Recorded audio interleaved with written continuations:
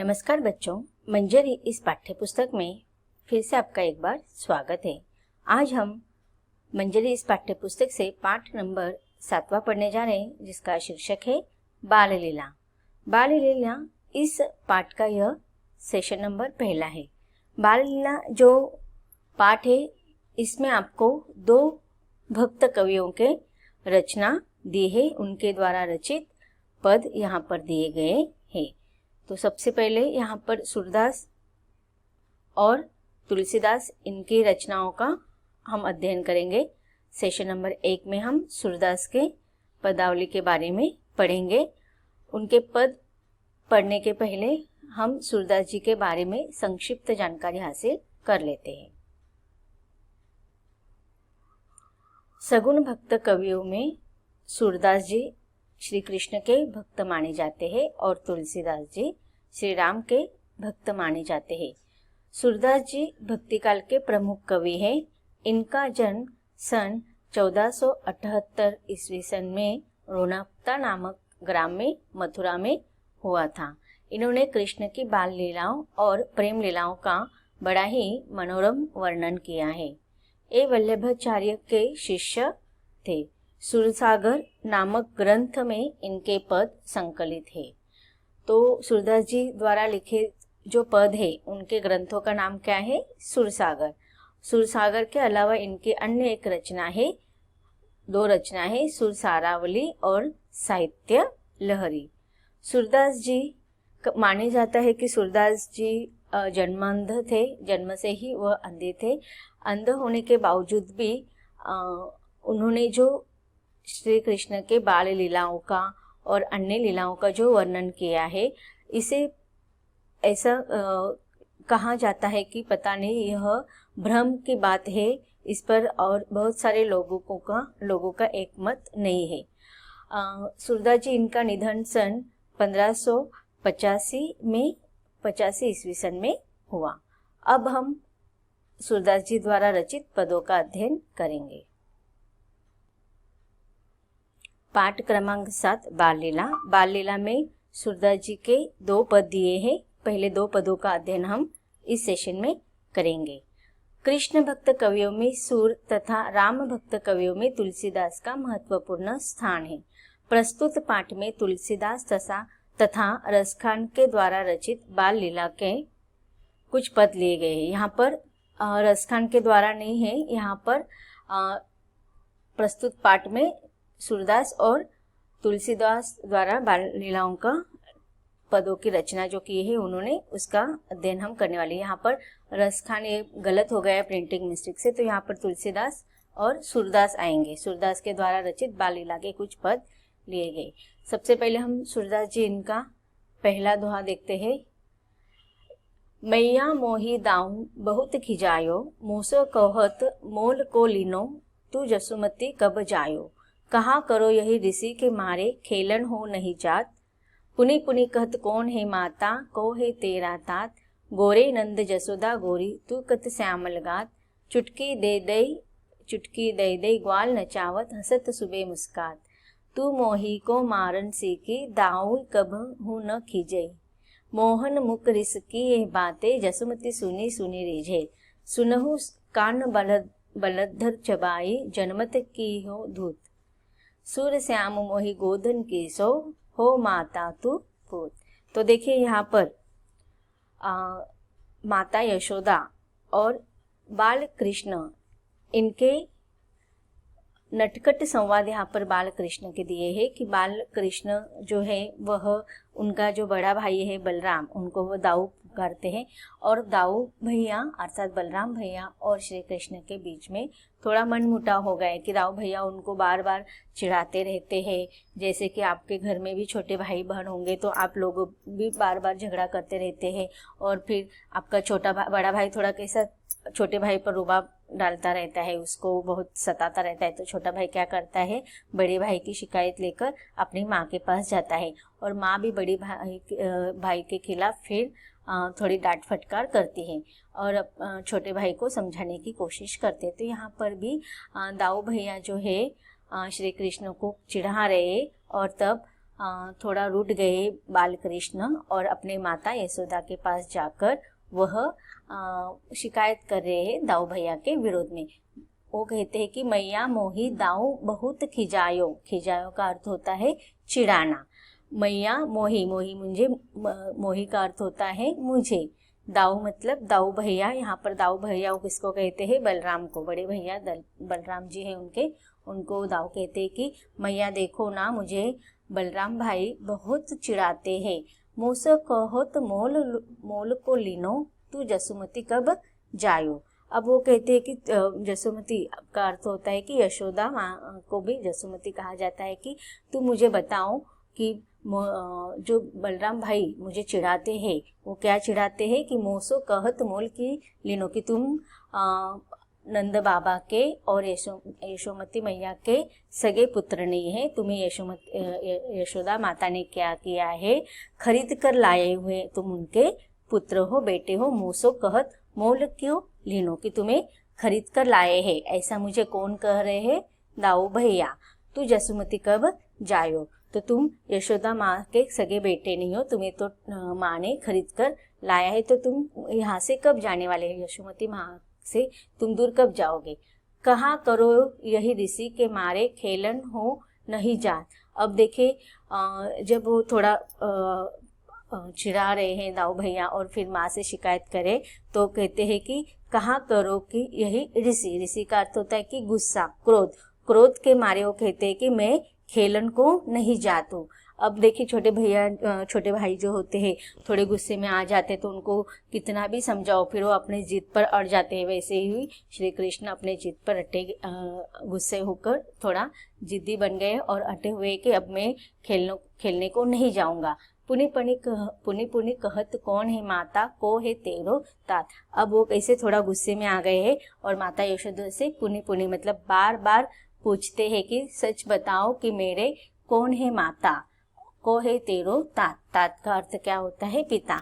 तो वह माता यशोदा से पूछ रहे कि आप माँ सच सच मुझे बताओ। बार बार वो पूछ रहे हैं कि मेरी माता कौन है और मेरे पिता कौन है, क्योंकि दाऊ भैया कहते हैं कि जाओ यशोमती माँ से पूछकर आओ कि तुम्हारे पिता कौन है और तुम्हारी माता कौन है। तुम तो उनके सगे बेटे नहीं हो, तुम्हें तो नंद बाबा ने और यशोदा माता ने तुम्हें क्या किया है, खरीद कर लाया है। गोरे नंद जसोदा गोरी तू कत श्यामल गात। अब देखिए और दाऊ भैया उनको क्या चिढ़ा रहे कि नंद बाबा जो है वो शरीर से कैसे है, उनका रंग कैसा है, गोरा है, और माता यशोदा भी तो गोरी है। लेकिन तू कत श्यामल गात, गात का अर्थ होता है कि शरीर, और श्यामल मतलब श्याम रंग का। आपने देखा होगा ना कि श्री कृष्ण का रंग श्याम रंग का है, वो ज्यादा गोरे नहीं है। तो दाऊ भैया और उनको चिढ़ाते हैं, उनको मजा आता है छोटे भाई कृष्ण को चिढ़ाने के लिए। वो कहते हैं कि माता यशोदा भी गोरी है, नंद बाबा भी गोरे है, फिर तुम्हारा शरीर कैसे काला हो गया। चुटके दे दे ग्वाल नचावत हसत सबे मुस्कात। और कहते हैं कि देखो इस प्रकार से चुटकी बजा बजा कर सारे ग्वाल जो उनके दोस्त है वो क्या करते हैं, चुटकी बजा बजा कर नाचते हैं, हंसते हैं और सब मेरे ऊपर मुस्कुराते हैं, मेरा मजाक उड़ाते हैं। तू मोही को मारन सी की दाहुई कबनो खिजाव। और तुम तो हो कि माँ हो कहती हो, और तुम अगर कुछ भी गलती करते हैं दाऊ भैया फिर भी तुम क्या करते हो, मुझे ही मारने के लिए सीख गए हो, आप मुझे ही मारते रहते हो। दाऊ भैया को आप कभी भी नहीं खिजाते। खिजाते का अर्थ है कि डांटना। मोहन मुख रिस किए बातें जसुमती सुनी सुनी रिझे। अब देखिए कितनी सुंदर सा यह पद है कि मोहन मुख के, कि श्री कृष्ण का यह मुख देखकर जो थोड़ा रूठ गया है और उस रूठे हुए मुख पर ये रिस की ये बातें, रिस अर्थात कि गुस्से वाली ये बातें देखकर जसुमती मैया सुनी सुनी रिझे, कि बार बार उनके इस नए रूप पर क्या करती है, वो रिझ जाती है, प्रसन्न हो जाती है, वो आनंदित हो जाती है। अब देखिए छोटे बच्चों के जैसे जब ऐसे व्यवहार होते हैं तो माँ उन पर अपना सारा प्यार न्यौछावर कर देती है, अपना जीवन भी न्यौछावर करने के लिए तैयार होती है। तो इस प्रकार से श्री कृष्ण के मुख पर ऐसा गुस्सा देखकर और इसकी छोटी छोटी नन्ही मुन्नी बातें देखकर सुनकर वह प्रसन्न हो जाती है। सुनहु कान बल, और फिर वो अपने बेटी की जो शिकायत कर थोड़ा गुस्सा हो गया है बाल कृष्ण, तब वो उनको समझा रही है कि सुनहु कान्ह बालभद्र चबाई। बालभद्र मतलब बाल भैया, बलराम को बालभद्र भी कहा जाता है कि सुनो तुम हे कान्हा, सुनहु कान्हा, हे कान्हा तुम सुनो, तुम्हारे जो बलराम भैया है उसको तो क्या आदत है, चुगलीखोरी है, वो हमेशा चुगली करने की उसकी आदत है। जनमत ही को धूर्त, और सबको पता है, जनमत सारे जनताओं को, सारे लोगों को उसका स्वभाव, उसकी प्रवृत्ति पता है कि वह जन्म से ही कैसा है, थोड़ा धूर्त है, तो तुम उसकी बातों पर ध्यान मत दो। सूर्य श्याम मोहि गोधन की सो, हो माता तू पुत। अब देखिए अपनी माता यशोदा अपने पुत्रों को समझाने के लिए कहते हैं कि श्याम मोहि गोधन की सो, कि हे बाल श्री कृष्ण को श्याम नाम से भी जाना जाता है, कि मुझे गोधन की सौ है, सौ मतलब सौगंध है, कि गोधन, अब यहाँ पर गोधन के दो अर्थ हम कह सकते हैं, एक तो गोवर्धन पर्वत, हाँ, जो गोकुलवासियों का देवता के रूप में उसका पूजा की जाती थी, और गोधन का अर्थ है कि वो जो गोकुलवासी थे वो गायों को पूजते थे, क्योंकि गाय ही उनके जीवन का मूल आधार था। तो इस प्रकार यहाँ पर गोधन की दो अर्थ हम ले सकते हैं। तो हम अपने श्री कृष्ण के गुस्से को कम करने के लिए माता सौगंध लेती है कि मुझे गोधन की सौगंध है कि मैं ही हो माता तू पुत, पुत का अर्थ होता है पुत्र, के मैं माता हूँ और तुम मेरे पुत्र हो। तो बच्चों यह पद हमने देख लिया है। अब इस पद का हम संदर्भ, प्रसंग और व्याख्या देखेंगे। मैया मोही डैश तू पुत, जो पद हमने पढ़ा है उसका यह संदर्भ है। प्रस्तुत पंक्तियां हमारी पाठ्य पुस्तक मंजरी 7 के बाल लीला और भक्ति पद नामक पाठ से ली गई है। इसके रचयिता महाकवि सूरदास जी है। कृष्ण भक्ति शाखा के प्रमुख कवि सूरदास जी वात्सल्य और श्रृंगार के क्षेत्र में हिंदी साहित्य में सर्वोच्च स्थान रखते हैं।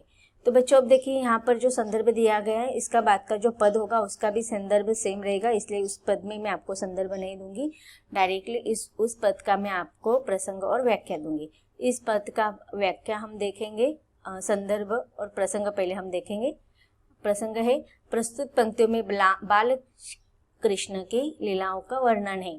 व्याख्या, हे माता यशोदा माता, मुझे बलराम भैया बहुत चिढ़ाते हैं, मुझे मोल खरीद हुआ बताते हैं और कहते हैं कि मुझे तुमने जन्म नहीं दिया है। इस बात को सुनकर मैं क्रोध के मारे खेलने भी नहीं जाता।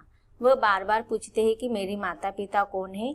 ये नंद जी और यशोदा दोनों गोरे वर्ण के, तुम काले शरीर वाले कहाँ से आ गए। सब ग्वाले चुटके देकर नाचते हैं, हंसते हैं और मुस्कुराते हैं। तुम हमेशा मुझे ही पिटना जानती हो, बलराम भैया को कभी नहीं डांटती हो। बालक श्री कृष्ण के मुख से क्रोधपूर्ण बातें सुनकर यशोदा मन ही मन में खुश होती है। वह कहती है कि कृष्ण सुनो, बलराम तो चुगली करने वाला है, जन्म से ही वह धूर्त है। सूरदास जी कहते कि यशोदा कृष्ण से कहती है कि मुझे गायों के धन की सौगंध है कि मैं ही तुम्हारी माता हूँ और तुम ही मेरे पुत्र हो। बच्चों हम दूसरा पद पढ़ेंगे, इसका अगला पद है, जसोदा हरि पालने झुलावे, हलरावे दुलराई मल्हावे, जोई सोई कछु पावे गावे। अब यहाँ पर यशोमती मैया जो है, यशोदा जो है अपने बालक श्री कृष्ण को सुलाने कोशिश कर रही है।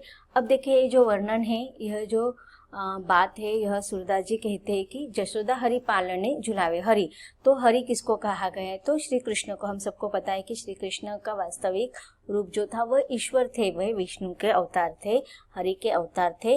और उनका उस बहुत सारे मुनिवर, बहुत सारे ऋषि मुनि, यह उनके इस रूप को पाने के लिए ललक रहे थे। ऐसे जो हरि थे वह श्री कृष्ण बालक के रूप में माता यशोदा की यहाँ पर उन्होंने जन्म लिया था। और यह सारा सुख बालक श्री कृष्ण को उसके साथ खेलने का, उसके साथ सब अनुभव जो है वो यशोदा मैया ले रही थी। तो यहाँ पर कवि कहते हैं कि यशोदा हरि पालने झुलाए, कि यशोदा माता जो है हरि का पालना झुला रही है। हलरावे दुलराए मल्हावे, जोई सोई कुछ गावे, कि वह किस प्रकार से उसके पालने को हिला रही है, कि वह कभी उसको हिला रही है, कभी प्यार कर रही है, दुलराना प्यार करना, मल्हावे का अर्थ होता है कि कभी चुप करना, कि आजू बाजू में जो लोग आवाज करें उनको चुप कर रही है कि आवाज मत करो। तो ऐसे कैसे वह कुछ गाकर, आपको पता होगा कि लोरी गाकर छोटे बच्चों को सुलाया जाता है। मेरे लाल को आऊ निंद्रिया काहे ना आनी सुआवे, तू काहे नोही बोगी हुई आवे तो को कान बुलावे। तो अब वो कह रहे कि मेरे लाल को आऊ निंद्रिया काहे ना आवी सुआए।